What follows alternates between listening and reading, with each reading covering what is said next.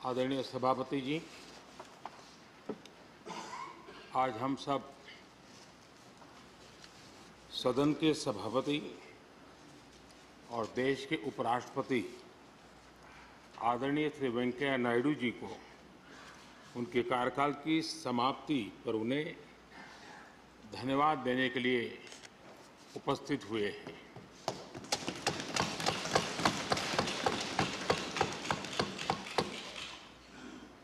ये इस सदन के लिए बहुत ही भावुक पल है।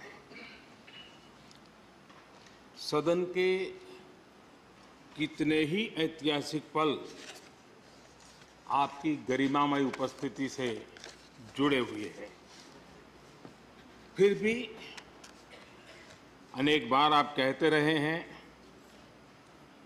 I have retired from politics but not tired from public life.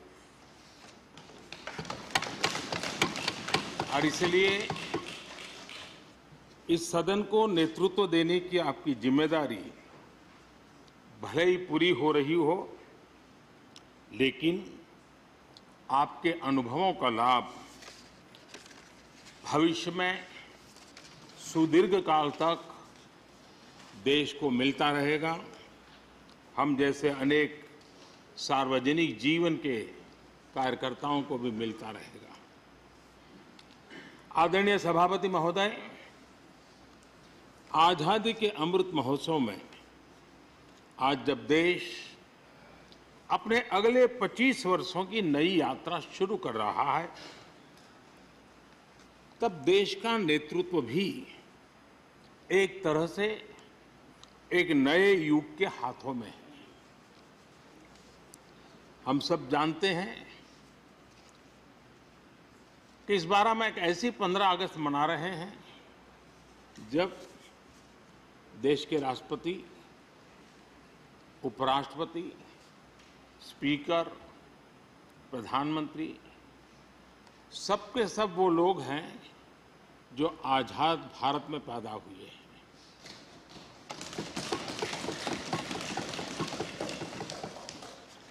और सबके सब बहुत ही साधारण पृष्ठभूमि से आते हैं।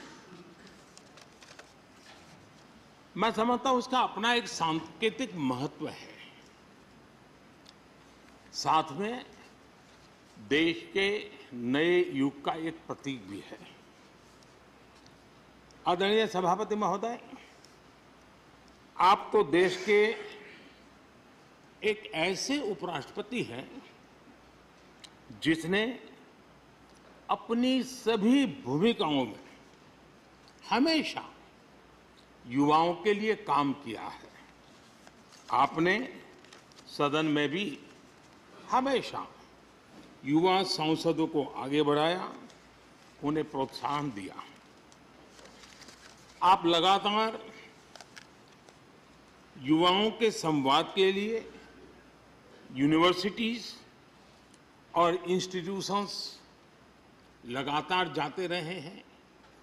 नई पीढ़ी के साथ आपका एक निरंतर कनेक्ट बना हुआ है और युवाओं को आपका मार्गदर्शन भी मिला है और युवा भी आपको मिलने के लिए हमेशा उत्सुक रहे हैं।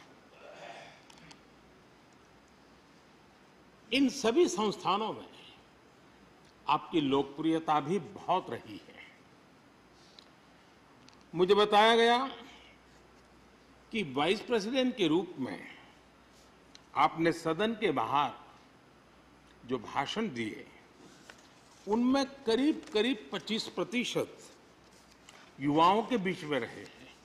ये भी अपने आप में एक बहुत बड़ी बात है।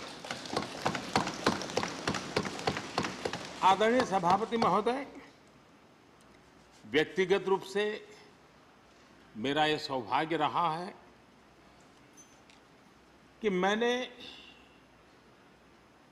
बड़े निकट से आपको अलग अलग भूमिकाओं में देखा है।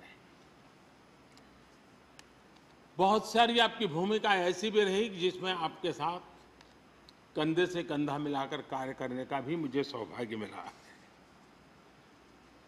पार्टी कार्यकर्ता के रूप में आपकी वैचारिक प्रतिबद्धता रही हो, एक विधायक के रूप में आपका कामकाज हो, सांसद के रूप में सदन में आपकी सक्रियता हो, भारतीय जनता पार्टी के अध्यक्ष के रूप में आपका सांगठनिक कौशल्य और लीडरशिप की बात हो, कैबिनेट मंत्री के रूप में आपकी मेहनत,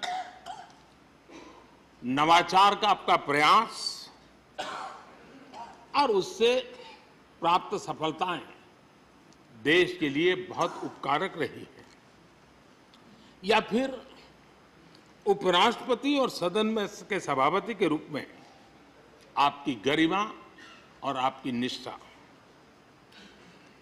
मैंने आपको अलग अलग जिम्मेदारियों में बड़े लगन से काम करते हुए देखा है। आपने कभी भी किसी भी काम को बोझ नहीं माना। आपने हर काम में नए प्राण फूंकने का प्रयास किया है। आपका जज्बा, आपकी ये लगन हम लोगों ने निरंतर देखी है। मैं इस सदन के जरिए प्रत्येक माननीय सांसद और देश के हर युवा से कहना चाहूंगा कि वो समाज, देश और लोकतंत्र के बारे में आपसे बहुत कुछ सीख सकते हैं।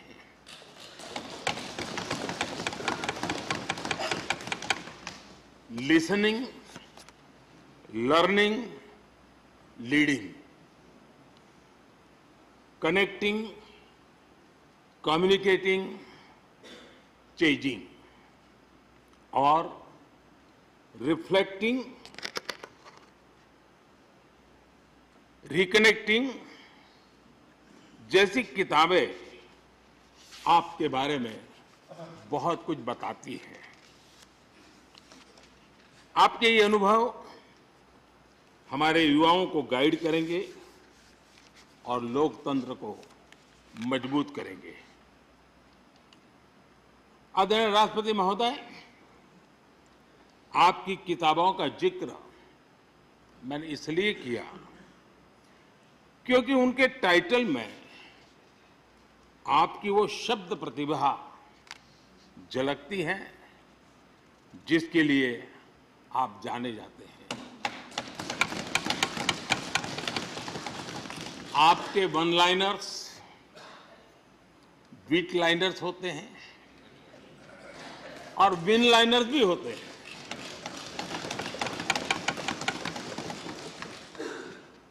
यानी उसके बाद कुछ और कहने की जरूरत ही नहीं रह जाती। Your each word is heard, preferred and revered and never countered.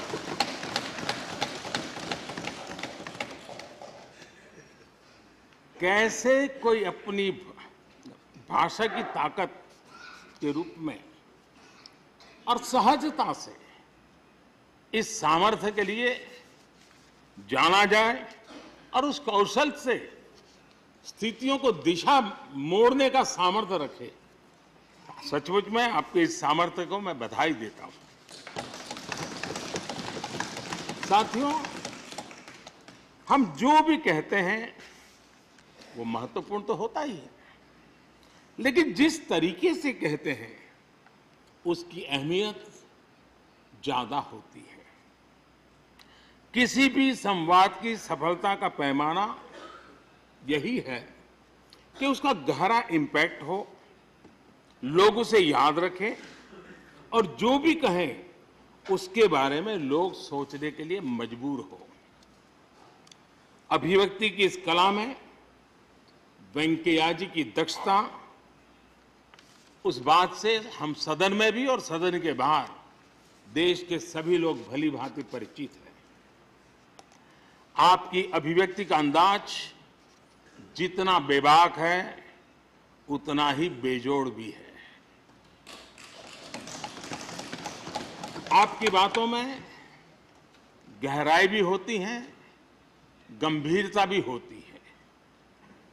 वाणी में बीट भी होता है और वेट भी होता है, वार्मथ भी होता है और विजडम भी होता है। संवाद का आपका तरीका ऐसे ही किसी बात के मर्म को छू जाता है और सुनने में मधुर भी लगता है। आदरणीय सभापति महोदय, आपने दक्षिण में छात्र राजनीति करते हुए अपना राजनीतिक सफर शुरू किया था। तब लोग कहते थे कि जिस विचारधारा से आप जुड़े थे उसका और उस पार्टी का निकट भविष्य में तो दक्षिण में कोई सामर्थ्य नजर नहीं आता है, लेकिन आप एक सामान्य विद्यार्थी कार्यकर्ता से यात्रा शुरू करके और दक्षिण भारत से आते हुए उस पार्टी के राष्ट्रीय अध्यक्ष के शीर्ष पद तक पहुंचे। ये आपकी एक अविरत विचार निष्ठा, कर्तव्य निष्ठा और कर्म के प्रति समर्पण भाव का प्रतीक है। अगर हमारे पास देश के लिए भावनाएं हो, बात कहने की कला हो, भाषाई विविधता में आस्था हो, तो भाषा क्षेत्र हमारे लिए कभी भी दीवार नहीं बनती है। ये आपने सिद्ध किया है। आदरणीय सभापति महोदय, आपकी कही एक बात बहुत लोगों को याद होगी, मुझे तो विशेष रूप से याद है। मैंने हमेशा सुना है आप मातृभाषा को लेकर के बहुत ही टची रहे हैं, बड़े आग्रही रहे हैं, लेकिन उस बात को कहने का आपका अंदाज भी बड़ा खूबसूरत है। जब आप कहते हैं कि मातृभाषा आंखों की रोशनी की तरह होती है, मातृभाषा आंखों की रोशनी की तरह होती है, और आप आगे कहते हैं और दूसरी भाषा चश्मे की तरह होती है। ऐसी भावना हृदय की गहराई से ही बाहर आती है।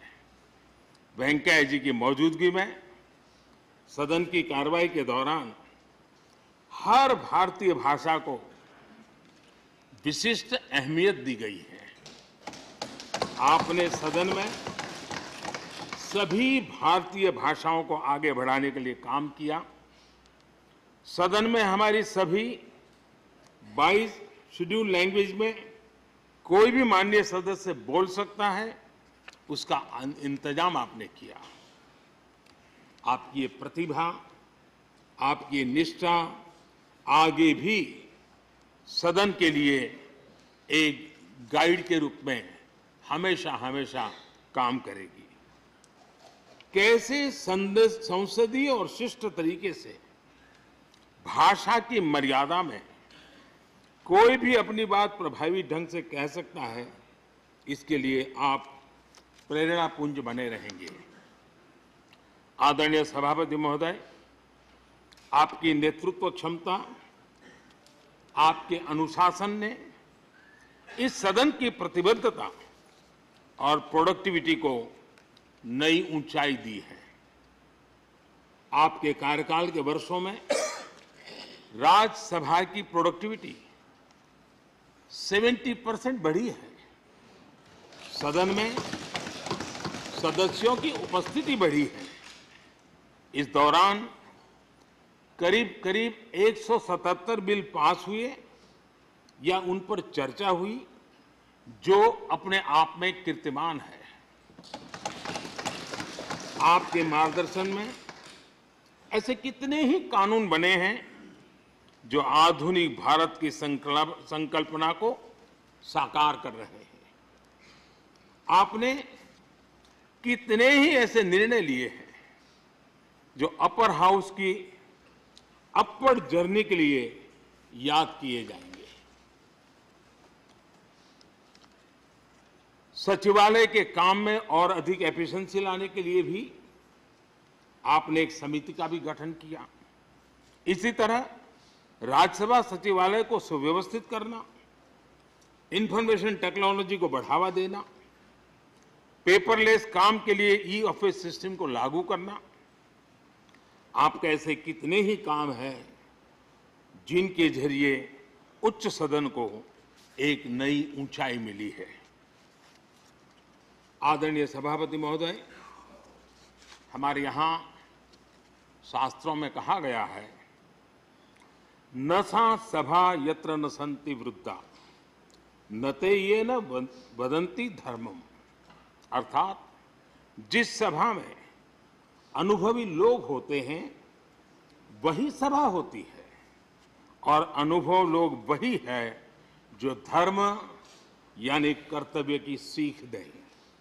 आपने मार्गदर्शन में राज्यसभा ने इन मानकों को पूरी गुणवत्ता से पूरा किया है। आप माननीय सदस्यों को निर्देश भी देते थे और उन्हें अपने अनुभवों का लाभ भी देते थे, और अनुशासन को ध्यान में रखते हुए प्यार से डांटते भी थे। मुझे विश्वास है कि किसी भी सदस्य ने आपके किसी भी शब्द को कभी अन्यथा नहीं लिया।